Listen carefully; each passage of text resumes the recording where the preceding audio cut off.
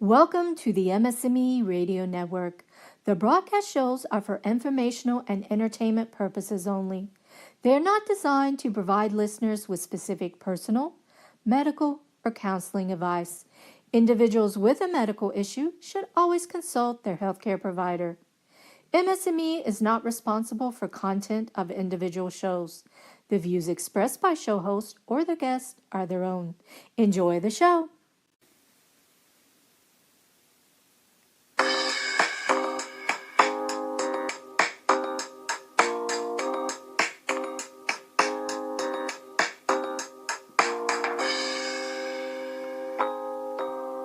Hi there. Welcome to the 64th episode of A Couple Takes on MS. Hi, this is Dan Digman. And hi, it's me, Jennifer Digman.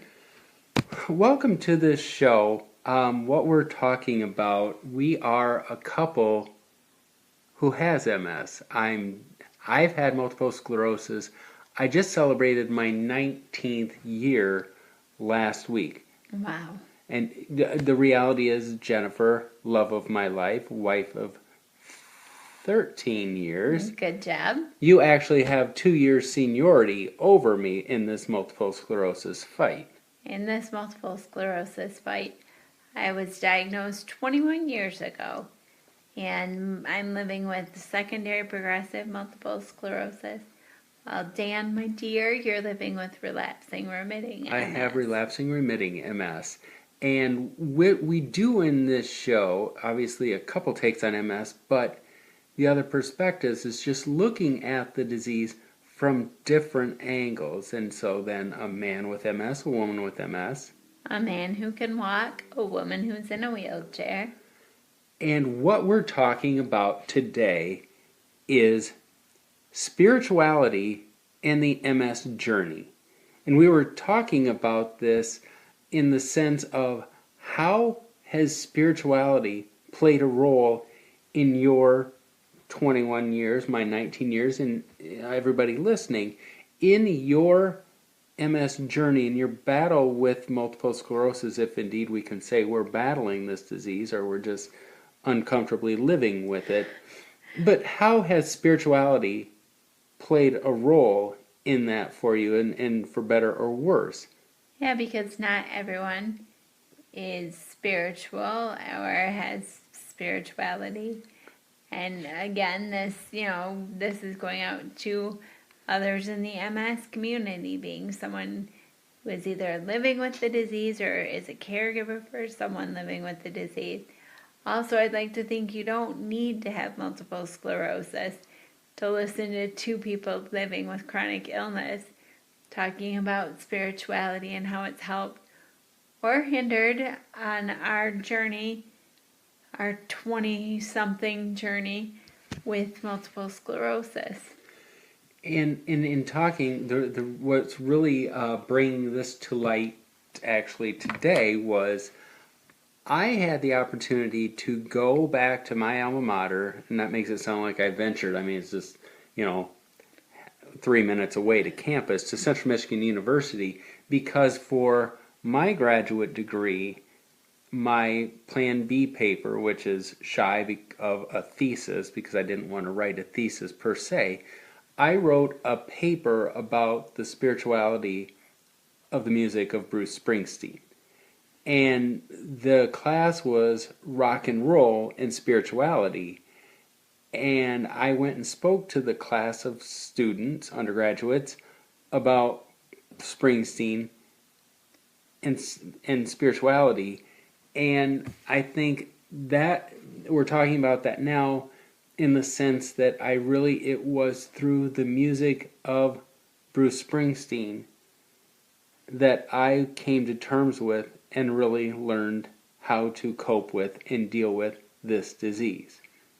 And I think it's interesting, when I met Dan that fateful day, what is that, like 16 years ago, September 28th, 2002. So almost 17 years ago, I remember my mom saying, "Oh, I think that boy likes you." Because keep in mind, we were younger back 17 years ago. And I said, "Oh, Mom, no, Dan is just another MS self-help group leader, and he just wants to, get to know me. And besides, Dan likes baseball and Bruce Springsteen. And I remember rolling my eyes at the idea. And now, some 20 years later, 17 years later, we went to a baseball game for our honeymoon. And I've seen the legendary Bruce Springsteen and the E Street Band, 9 times in concert? 9 times. Yes, and I think...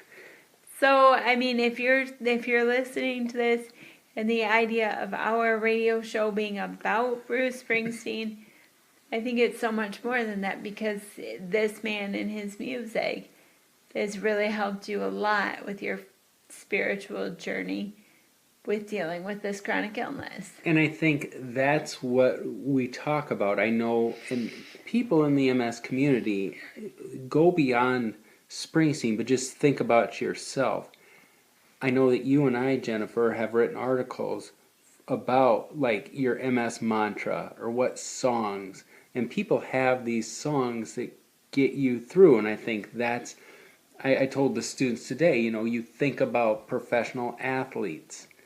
What do? They're walking around before the game, exercising, warming up, listening to the music that pumps them up. And I think that's it for me, just the power of music all the way around. And obviously, yes, Springsteen has given me many a mantra in life and in dealing with multiple sclerosis. But I think this is where it goes so much more than just a song I like. Yes. And so it's just, how does that... It was through this music and in dealing with multiple sclerosis that I found that connection with spirituality. I say let's go back. Okay. Listeners and Daniel, go back with me. When did your bond with Bruce begin? That was very alliterative. Bond with Bruce begin. And that's very good. And I think, I know. I was a child of the 80s, as were you. Yes, sir, I was. Very proud child of the 80s. And so I excerpt from the paper that I wrote, and I'm honored now I'm bragging, but my thesis, my Plan B paper, actually is a required reading for the students in this class. That's pretty amazing. Congratulations. I didn't know that. Yes, it's on Blackboard, and students had to download my paper as part of this section of the Rock and Roll and Spirituality. Good job, babe. From the paper, and this is just cut to the chase, I personally remember when the Born in the USA album made Springsteen a household name and became the source of my first broken heart. I played it over and over until I wore my cassette tape so thin it no longer worked. Tragedy at 12 years old. And I remember that because in the early 80s, at that point in time, it was for my 12th birthday, my Aunt Pauline gave me $20. $20 bill in 1984 might as well be $50 today, Right. I went to Long Drug. They had a small music section. I bought Madonna's Like a Virgin tape, and I bought Bruce Springsteen's Born in the USA tape. And I mean that album, Springsteen, Born in the USA, produced nearly 7, 8, 9 top 10 hits. I think it was 7 top 10 hits. Being a child of the 80s, I can attest to the fact that you could not listen to popular music at the time and not hear one or a bajillion Bruce Springsteen songs. And just about an hourly basis, you would hear something of the boss. And again, I wasn't a fan. You weren't. I knew that. But so that was it. I mean, obsessed with Born in the USA like a lot of kids of the 80s. But that carried through until I got to college, and I had his live 75 to 85 box set Didn't listen to many of the 3 discs other than the one that had the Born in the USA songs. But in college, with my college roommate DJ, we really started to get into Springsteen. And the end of our freshman year, Springsteen came out with 2 separate albums, like 2 album release, Lucky Town and Human Touch. DJ bought Human Touch, I bought Lucky Town. We obsessed over that in the spring. Come fall, our sophomore year, Springsteen was touring those albums. We went and we saw Springsteen without the E Street Band, but Springsteen at Hilton Coliseum in Ames, Iowa, at the Iowa State University. And this is a quote from my my paper. One live show, and I was converted. I instantly transitioned from a fan to a fanatic. And in the same way religious retreats strengthened my parents in their ELCA Lutheran-based faith, I was transformed into a quasi-religious disciple of the boss. Wow. Boom, just like that. One live concert and we were hooked. DJ and I obsessed and we were everything. I mean, this is where, and we'll talk, I mean, just as far as spirituality goes, and you can insert your whatever definition you want to do, because if you look up spirituality on dictionary.com, it says like one who is spiritual, something that deals with spiritual. Well, what does that mean? For the sake of this conversation, we're talking spiritual in terms of faith, religion. It doesn't have to be organized, really, just a belief in something, a higher power, something there that drives you, that goes beyond you and your person and what's visible here. And I think then with the purpose of this class that I took, spirituality talks about just how there are things with religion and spirituality that the music, that rock and roll music can do for you, and just how the rock and roll experience with the music, with the just the emotions that it shares, the chanting, the callback, everything, how it does. And that's where Springsteen with the concerts, you've been there, you've done that. What happened, and this is the story, it was, I was diagnosed with multiple sclerosis and I was devastated. I don't know how you were when you were diagnosed with MS. And all of a sudden, for some reason, I started to turn to Springsteen, because we all want our mantras, but I really, really, really turned to Bruce. And there was one night, just a random night, I had this obsession to want to listen to a certain song off the River album, and it was Jackson Cage, and I never really listened to it, but just something called me to listen to that, and that has become my MS mantra, with the lyrics of, and I bore you with this all the time, Jennifer, but no, it's just like, think of it, to use the term Jackson Cage as a euphemism for multiple sclerosis, when he sings, "You can try with all your might, but you're reminded every night that you've been judged and handed life down in the Jackson Cage." And I bawled and bawled and bawled, because that was the first time I ever really paid attention to those lyrics. Before the next chorus, then, he says, "It don't matter just what you say. Are you tough enough to play the games they play? Or will you just do your time and fade away down into the Jackson Cage?" And that, to me, was a call to action. It's just like, you've got a choice, Dan. It doesn't matter just what you say. Are you tough enough to play the games? And I'm just like, hell yeah, I'm tough enough.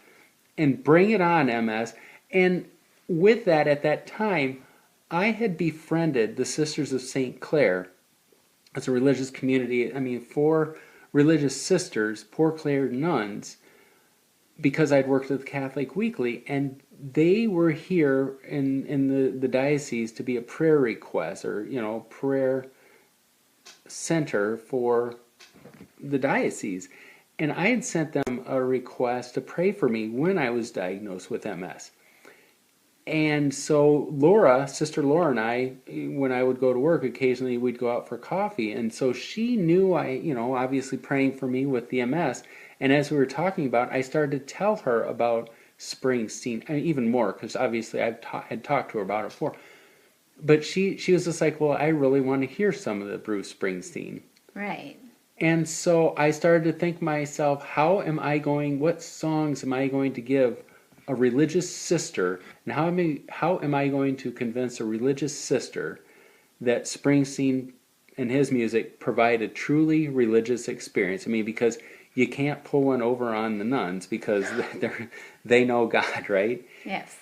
And so when I sat down to figure out what songs I was going to put on this compilation for Sister Laura, I was just like, what would I do? And it hit me. What about the top songs that have helped me deal with and come to terms with my life with multiple sclerosis? And there were 8 songs that just really hit on every note of what it meant to be down and out, to be scared, but to be hopeful. And that's where the music of Springsteen, for me, and what he's done with his career in terms of like reaching out to people, connecting with them where they are, talk about the hardships and be real about just the crap that you have to deal with in life. But there's always a message of hope. There's always some light at the end of the tunnel. And so I took that, and that's my spiritual nature, and where I was I never ever thought that, I've explained this, I don't turn to Bruce as a god. And I think that's the thing. It's just like, well, you can't worship false gods and everything. I really felt that, like, through prayer, through everything else, I think that in many ways, much like you were an answer to my prayers, it's like Springsteen, and finding that because it like connected to me where I was and what I turned to for my inspiration. So I feel that it was almost like a vehicle or a source, something that was going to like a connection to my God, my religion, my faith, and everything. And I feel somewhat bad because I'm sitting here and I'm nodding my head and I'm looking at your face and I'm listening to you tell this story, and I'm being quiet because I don't want to interrupt you, because you are very passionate about Bruce and about your spirituality. But I think of how little Dan, little Dan Digman in 1984, what did you say, 12 years old? 12 years old. How Bruce hit you then, and then when you were in college with DJ, and then boom, you're diagnosed with MS 19 years ago, and you leaned on his music then. So he's kind of like been a theme throughout your life, and I think that's pretty amazing, and that spirituality, that faith, because I know that you're very strong, Christian, and you lean on your faith with the Lutheran Church, and you've introduced me to it. And I think that that's the amazing thing. It's just what faith and spirituality, how you have introduced me to the music of Bruce. And I know that there were some tough days after we started dating where I would listen and find comfort in the music. Maybe not the exact same song you did. And that's what's pretty amazing about faith, and where you find the comfort is if it's not Bruce Springsteen's music for me, because I'm not as passionate as you are, but I can find a Tom Petty song where I can have a really tough day, and I can just see, spend time with some animals, some puppies, and that'll lift me up. I find my spirituality where I need it. And I think that's the amazing thing about faith. Well, I think that's where, for the sake of our show here, obviously I bogarted the conversation talking Springsteen, because with spirituality and dealing with multiple sclerosis, I guess what we're asking you, the listener, or things to think about, it's not just Bruce, it's not just music, it's not, when we talk religion, I mean, we're coming from our faith base of the Lutheran Church and Christianity, but I mean, whatever religion, whatever, What gets you through? I think that was the question that you asked when we were talking about this radio program today. You said, what gets you through? And for you, Springsteen.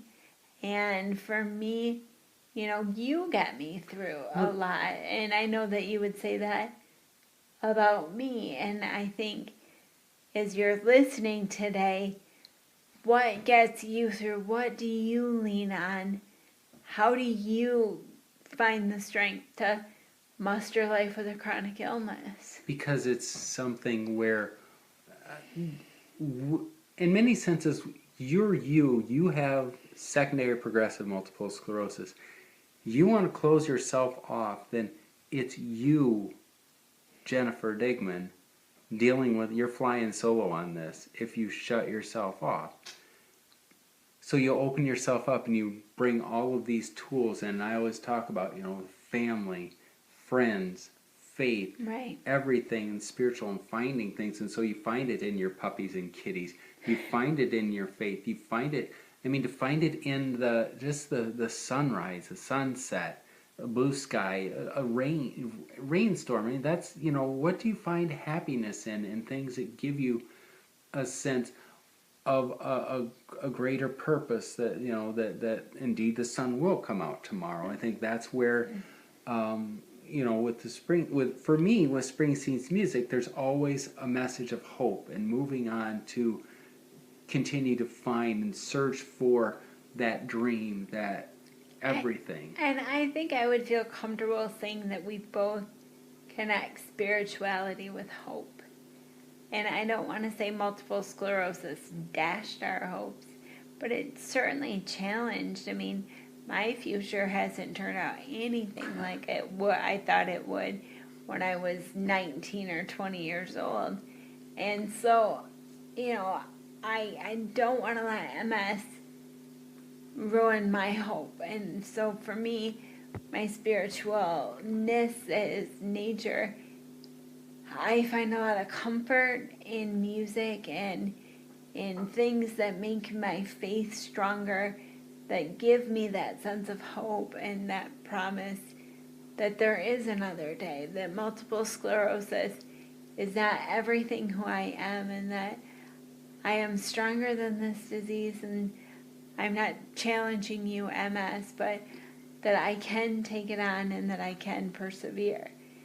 So I think spirituality is just, for me, it's a way that I can continue. And if that's organized religion, going to church on Sunday, or watching church on TV, or reading books of the Bible, or, the whatever your faith is, like what comforts you and helps you to deal with your disease. Would you say that's fair? Absolutely, that's so fair. And so when you spoke about spirituality and Springsteen today, was there one grand theme or one, when you went and spoke, what did you, you know what I'm saying? I know that's kind of a hard question. I think a lot of what I guess the themes of what we've touched on here, in terms of, because with the definition for this class of rock and roll and spirituality, the different things that make up, the quote from the book, in his book Traces of the Spirit: The Religious Dimensions of Popular Music, scholar Robin Sylvan looks deeply into the quasi-religious significance of popular music subcultures and the experiences of the fans. After effectively connecting rock and roll music to the foundations of West African religious practices and traditions, Sylvan demonstrates how popular music subcultures are not unlike mainstream religions. He connects popular music to religion through an analysis of the music, to the rituals, and the impact these collectively have on individuals. And so when you're talking about this, you're talking about how organized religion and rock music, and I'm looking specifically Springsteen, how that builds a community. I talk about how we can go to a concert in Chicago. I can meet a guy from Germany that I found online that I'm selling tickets to, and never met him before, but I met and talked with him for 15 minutes outside of Wrigley Field with nothing more than about Springsteen. How many times you build that commonality, and it's the rituals, and you sing, you're always singing. It's like going to church. You say the Lord's Prayer, you do this, Apostles' Creed, whatever, you just do that. You go to a concert, you're singing all the songs, you're doing that, when to, so it's like those rituals. You know when to pump your fist to the beat, or you know when to sing this line because the singer of the band needs you, or when to pound your fist on the chair in front of you because the drummer needs you. And I think that community that you touched on there, we often talk about with our MS, don't take this disease by yourself. And that's where with the religion, with the rock and roll music and tying it with religion, but that builds that community, and that's why with music, with the disease, you build that community, and that knowing that there's strengths in numbers, and so that enhances the spirituality of it. And again, we're not talking organized religion per se. It's just the sense of a greater good, a greater being, hope and inspiration and stuff that gets you through. And talk with us and let us know with you in spirituality and what gets you through your multiple sclerosis. You can look us up on our website. It's danandjenniferdigman.com, or connect with us on Twitter. It's at danjendig. Let us know, because we've talked about what's helped us, and and obviously Springsteen, because that's key to who you are. It truly is, and this is so. Thank you all for sticking around and while we chat. Yeah, and very much thank you for sharing the importance of Bruce Springsteen. And for you listeners out there, share with us what gets you through, what helps you deal with multiple sclerosis. And thank you. And so with that, this has been a couple takes on MS. This is Dan and Jennifer Digman. Thank you to the MS&Me Radio Network for having us here. And thanks to Blue Draft Kid for composing the theme music to our show. Take care.